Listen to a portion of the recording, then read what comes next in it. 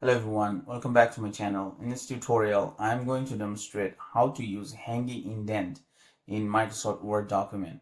So what is the idea of hanging indent? So for example, in this demonstration, as you can see on my screen, there is a reference, and this reference is in Chicago manual style, which requires that from the second lines, they should be indented, and the first line should not be indented. Okay, so this is called hanging indent. So if you want to tab it, it's no. So for example, if you want to tab the second line, so it doesn't tab the second line. It tabs everything. So that way you can't do this, right? So the way you have to do this is to use the hanging indent option.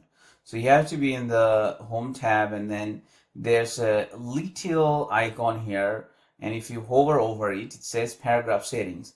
So you have to click on it and go to paragraph settings. So only thing that we'll be working on this spatial.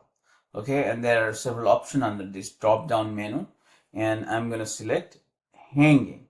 So soon after you select hanging, you will see this preview. Here the first line is not indented, and the second and third line are indented. So that's exactly what is the concept of hanging indent. So I'm going to click OK, and you see this has been changed into hanging indent. Thanks for watching. I hope this was helpful. If you find my channel helpful and my tutorials helpful, please subscribe to my channel. Thanks for watching again.